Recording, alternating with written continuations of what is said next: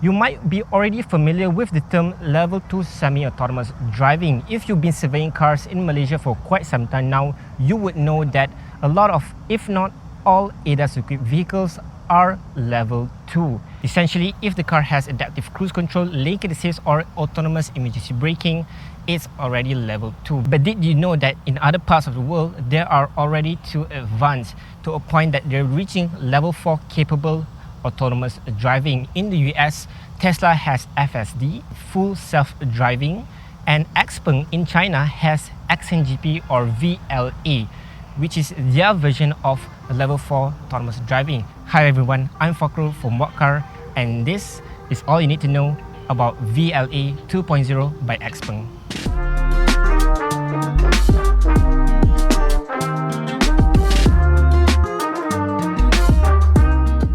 VLA stands for Vision Language Action.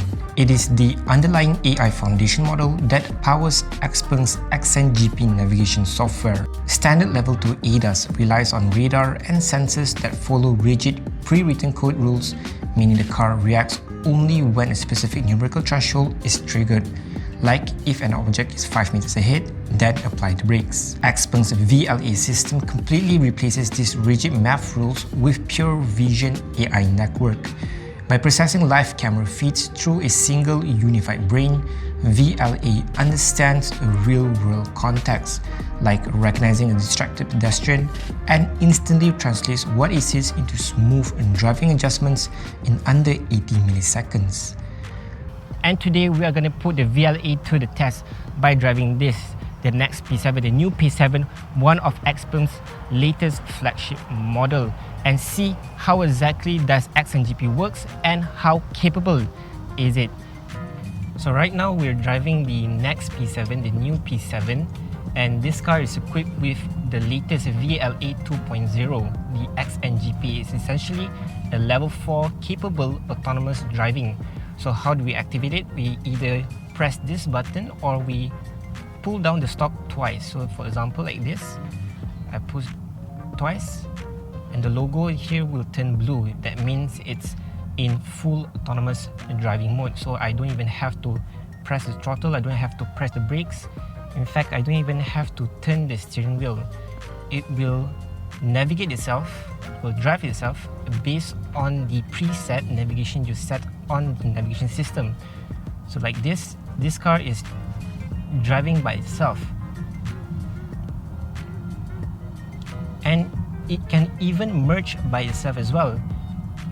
What I have to do is basically, like this, it turns on the turn signals by itself and it merged by itself. I don't even need to do anything.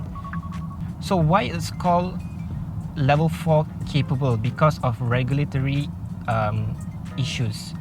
Most regions, especially in the Europe, they still haven't recognized level 4. So on paper, this car still has a level 2 plus autonomous driving, not technically level 4, but capability wise it's a level 4. It's almost full level autonomous. The same case as the level 2 autonomous semi-autonomous driving we have in Malaysia. We cannot put away our hands completely. We still have to engage and be ready to engage in any case of emergency, and we still need to pay attention on the road, and we should not ever be distracted, sleeping or whatnot. We wait for the light to turn green and the car will move by itself. I do not have to do anything, and it will align the car, it will steer the car by itself. And the car signals by itself, and it's steering on its own.